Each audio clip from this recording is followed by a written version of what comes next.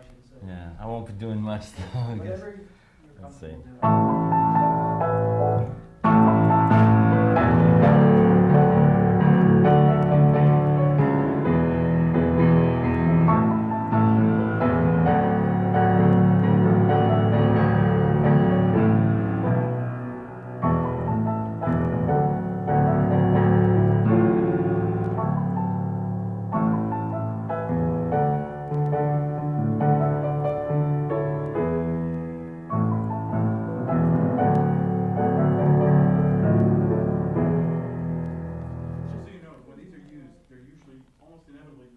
Am I right? They're basically used for like 10 seconds into, Yeah. then they are usually brought into the real track. So it's not like. These are literally some things I haven't played for 25 years.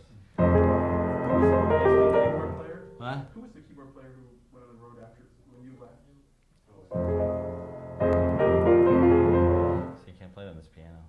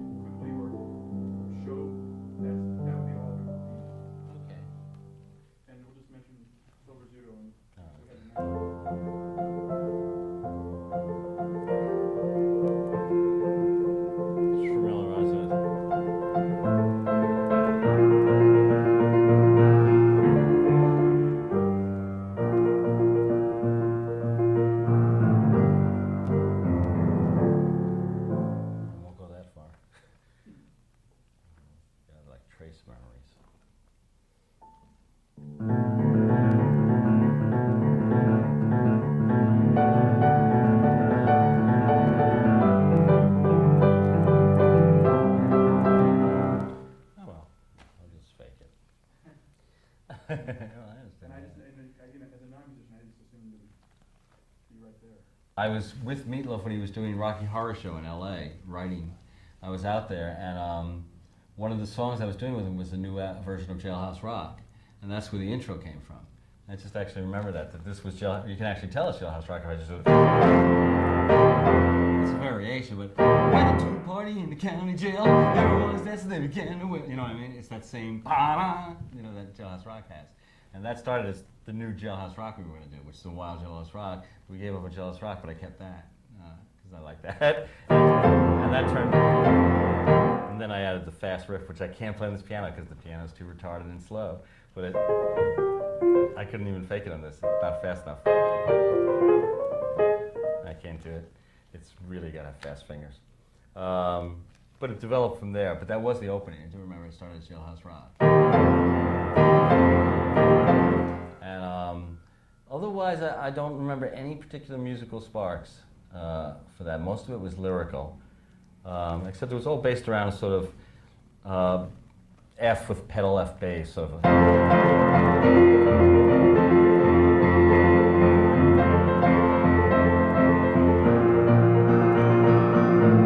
All that kind of thing. That sort of pulsing rhythm over S.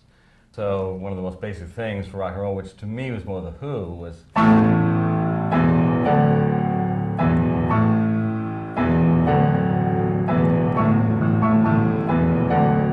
power chords. And that's in The Who from my generation, and Won't Get Fooled Again. I just love, not necessarily those particular ones, but that's the basic idea, power chords. And somehow that became, with an added melody in the right hand, sort of Spectre-ish when you added a.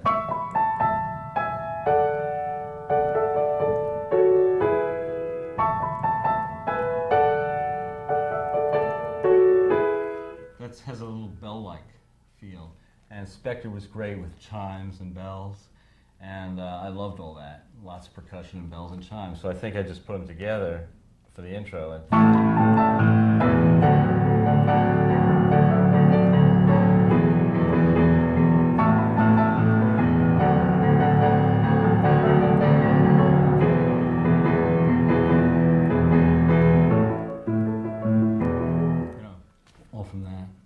Oh, The Hot Summer Night?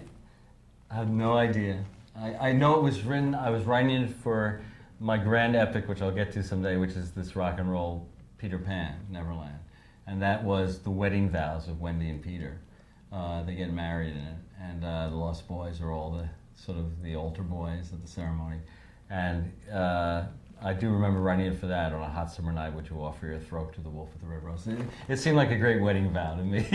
That was my idea of a cool wedding vow. And so that's what the spoken thing was. And it wasn't necessarily made for this song. It just was. Originally, Bat of the Hell had another big speech in it, but David Sonnenberg and Meatloaf both refused to put 2 speeches on the record, which I really, that's the only thing I regret, come to think of it. The other speech is a very cool speech, and I wish it had, which I actually did just start with, if I can remember it.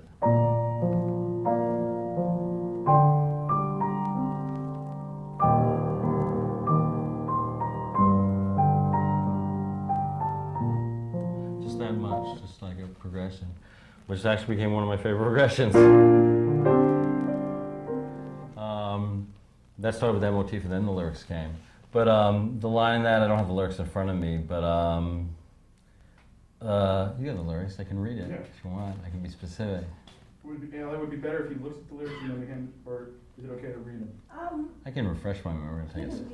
I pretty much remember, I want to be sure though. Oh yeah, I think in a way, it may be perverse of me, but I'm very proud. For crying out loud, I love all the lyrics, and I love that it's so ecstatic. And a lot of letters I've gotten over the years, thousands of them, it's so amazing to me how often this is quoted as the favorite song. And I love the lyric where it goes, and now the chilly California wind is blowing down our bodies again, and we're sinking deeper and deeper in the chilly California sand. And I know you belong inside my aching heart. Can't you see my faded Levi's bursting apart? I love that because it's so blatantly a boner line, having the gall to give it to Meatloaf. Do you remember? Paradise definitely started with the just a boogie woogie.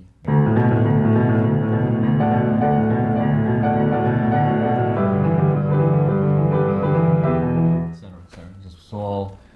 Just felt like it had to be that rhythm at first. I mean, it goes to a lot of other places from that. I love that. I love that. And it felt like as I remember, that started with a very simple piano arpeggiated.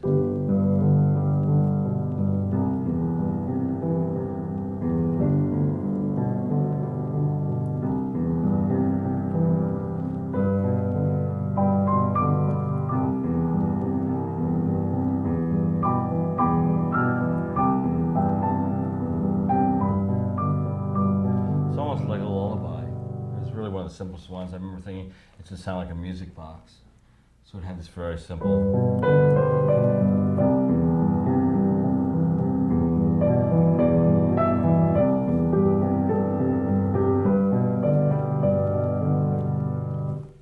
It's very like a.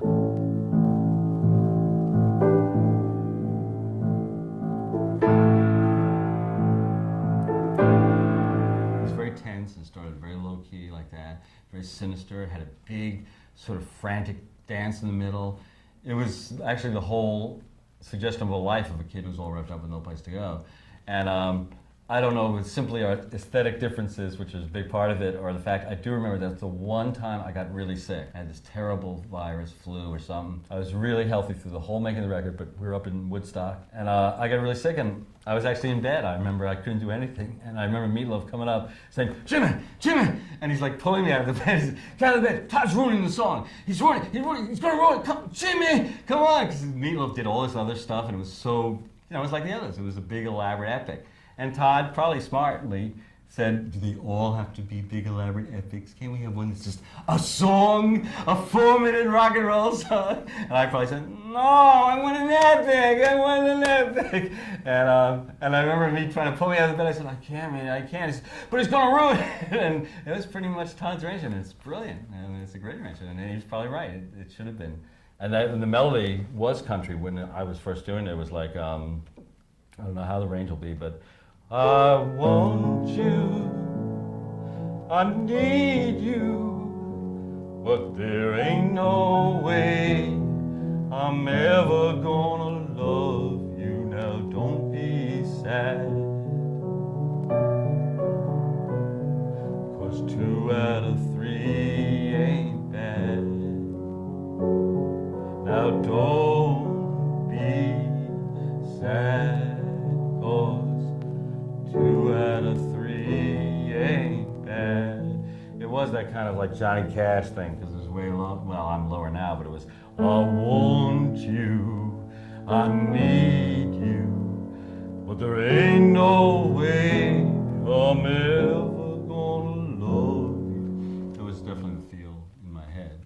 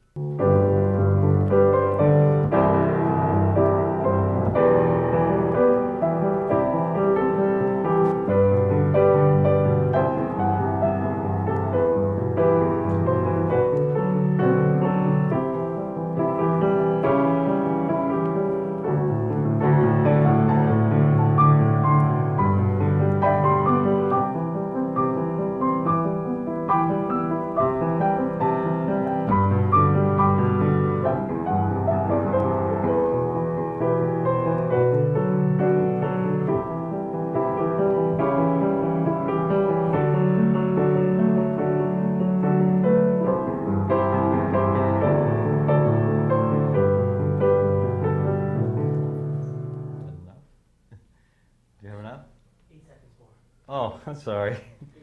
Okay.